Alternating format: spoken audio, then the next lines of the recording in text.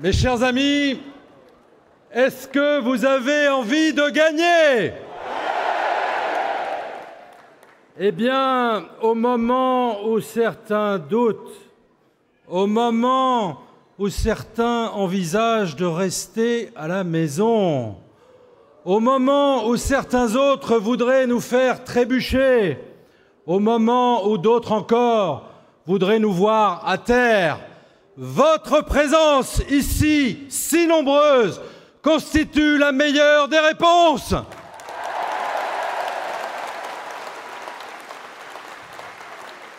Et je sais en plus qu'elle va droit au cœur de François Fillon. Mes amis, Jean-Paul et Franck y ont fait référence. Yvan, tu étais là. C'est avec beaucoup d'émotion que je m'exprime devant vous, parce que la dernière fois que j'étais ici parmi vous, c'était avec Nicolas Sarkozy. Nicolas, dès le soir du premier tour, a apporté son soutien indéfectible à François Fillon. Il veut que notre famille soit rassemblée, il veut que nous puissions gagner. Alors, jamais sans doute, mes amis, la France n'avait joué son destin en si peu de temps. Les prochaines semaines vont être décisives. Notre pays sort essoré par 5 années de socialisme. Et alors que la victoire nous était promise il y a encore quelques semaines, oui, c'est vrai, la victoire d'un candidat de gauche n'est plus impossible. La victoire d'une candidate d'extrême droite n'est plus improbable. Alors, mes chers amis, je me tourne vers vous, électeurs de la droite et du centre. L'avenir du pays est entre vos mains. Bien sûr, certains ces derniers jours ont peut-être douté. Mais enfin, la question... Eh oui, je sais que vous ne doutez pas. La question n'est pas là. La question est la suivante. Est-ce que cela mérite 5 années supplémentaires de socialisme? Mes chers amis, jamais nos idées n'ont été autant majoritaires dans le pays. Jamais nos idées ont autant eu le vent en poupe. Elles triomphent partout. Les Français veulent plus de liberté, ils veulent plus de sécurité, ils veulent plus d'autorité, ils veulent moins d'impôts, ils veulent moins de dépenses publiques. Nos idées sont majoritaires, elles triomphent partout dans le monde. Et à ce moment-là, on voudrait nous confisquer notre élection. Alors, mes chers amis, rassemblez-vous. Les socialistes ont laissé la France à genoux. Une France d'abord déclassée sur la scène internationale. Oui, j'ai mal à la France, mon cher François, quand je vois que la France n'est même pas représentée dans les discussions sur l'avenir de la Syrie, où seuls prédominent les États-Unis et la Russie à Genève. Oui, j'ai mal à la France, mes chers amis, lorsque le président américain nouvellement élu donne une conférence de presse à des journalistes européens, un Britannique, un Allemand, pas de Français. Oui, j'ai mal à la France lorsque le vice-président américain vient en Europe, il s'arrête en Allemagne, il s'arrête en Grande-Bretagne, il ne vient plus à Paris. La France est déclassée. La France, elle est ensuite lessivée économiquement. 100 milliards de prélèvements obligatoires supplémentaires depuis 2012, et nous détenons le record le plus triste sans doute du pays qui a le record de la dépense publique la plus élevée avec 57% du PIB. Forcément, pour financer ces dépenses, des prélèvements obligatoires les plus élevés et qui, en plus, a les déficits parmi les plus élevés. C'est ça, la politique socialiste. Eh bien, mes chers amis, face à cela, pour remettre la France sur orbite, il faut commencer par faire tout ce que nos voisins ont fait. C'est ce que propose François Fillon. Il faut commencer par baisser les dépenses publiques. Alors pourquoi baisser les dépenses publiques? Pas pour faire plaisir à Bruxelles, pas par dogme. Il faut tout simplement baisser la dépense publique parce qu'elle devienne insupportable pour nos concitoyens. Quand vous avez un entrepreneur qui produit de la valeur ajoutée et qui doit commencer par payer 45% de sa création de richesse à l'État, alors que son concurrent allemand en paye 36%, eh bien oui, c'est un problème de compétitivité. François Fillon l'a compris, et c'est à cela qu'il faut s'attaquer dans la politique économique que nous allons mener. Mes amis, on nous explique que baisser la dépense publique, ce serait impossible. Tu proposes, mon cher François, 100 milliards d'économies sur 5 ans. Je ne suis pas agrégé de mathématiques, j'en ai côtoyé quelques-uns au ministère de l'Éducation nationale, mais enfin faisons un rapide calcul ensemble, mes amis. La somme de la dépense publique dans notre pays, c'est 1 200 milliards d'euros, 3 fois 400 milliards, État, collectivités territoriales, santé, hôpital. 1 200 milliards. Tu proposes 100 milliards d'économies en 5 ans, c'est-à-dire 20 milliards d'économies par an. 20 milliards sur 1 200 milliards, c'est 1,6% d'économie. Quel est le ménage ? Quelle est l'entreprise qui n'est pas capable de faire 1,6% d'économie? Eh bien, c'est nécessaire pour le pays et nous le ferons. J'entends ici ou là certains candidats nous expliquer que ce n'est pas possible de réduire le nombre de fonctionnaires de 500 000.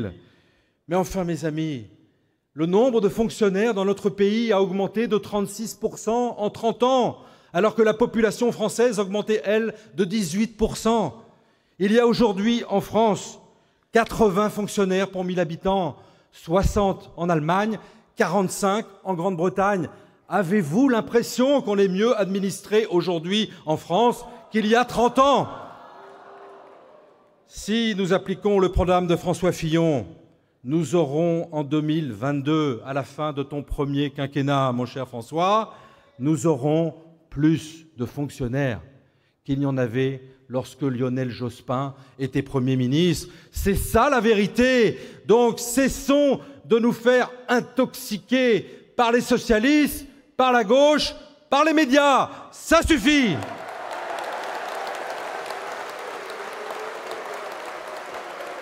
Il laisse enfin une France déstructurée socialement, 1 200 000 chômeurs supplémentaires. Et pourtant, mes amis, oui, François Fillon a raison de parler de plein emploi. C'est possible parce que les autres l'ont fait autour de nous. L'Allemagne est au plein emploi, la Grande-Bretagne est au plein emploi, les États-Unis sont au plein emploi. Et chez nous, ce serait impossible. Vous écoutez les observateurs, ils vous expliquent qu'en France, contre le chômage, on a tout essayé. Mais on a tout essayé, sauf ce qui marche, mes amis. Regardez autour de vous. La vérité, c'est qu'il faut mener la politique que tu préconises, baisser les charges des entreprises, abaisser le coût du travail sur tous les revenus et pas au niveau du SMIC, supprimer les seuils qui font tant de dégâts dans la création d'emplois dans les PME, libérer l'emploi à domicile où il y a un gisement d'emplois, ramener la fiscalité sur le capital au niveau de la moyenne européenne. C'est sans doute la plus grande folie de François Hollande, avoir taxé le capital au niveau du travail.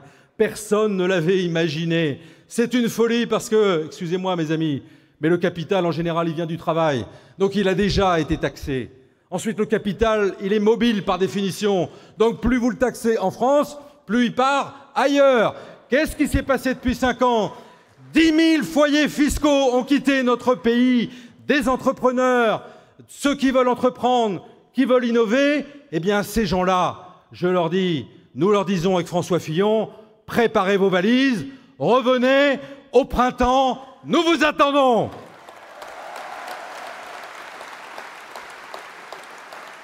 Mes amis, on ne remettra pas la France sur orbite du Nouveau Monde sans réforme radicale. Et c'est le programme qui t'a fait être notre candidat aujourd'hui, mon cher François. Nous souhaitons avec toi redresser la France. Nous souhaitons rétablir l'autorité de l'État.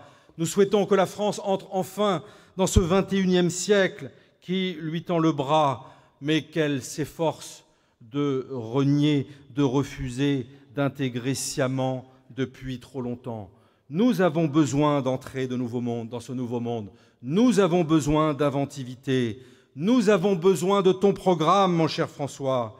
Et je voudrais peut-être vous dire un mot plus personnel, parce que j'ai eu la chance, pendant 5 années, d'être le ministre de François Fillon.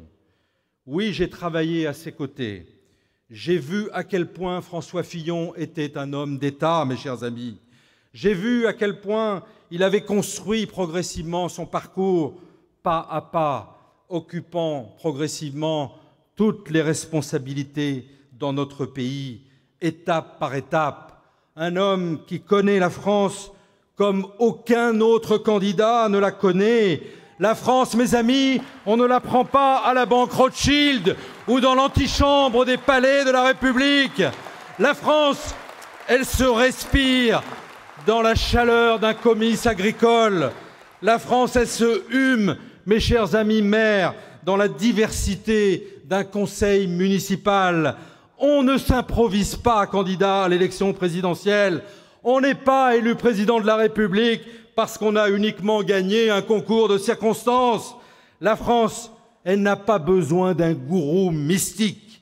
Elle a besoin d'un chef au sang-froid et au cuir épais qui connaît la France dans son intérieur.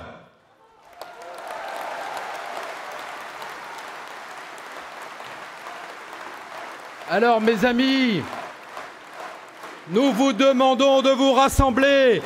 Nous avons besoin de la France libre que François Fillon nous propose. Nous avons besoin d'une France libérée par le trop d'impôts. Nous avons besoin d'une France libérée par le chômage. Nous avons besoin d'une France libérée par les carcans administratifs. Nous avons besoin d'une France libérée par le principe de précaution. Nous avons besoin d'une France libérée des socialistes.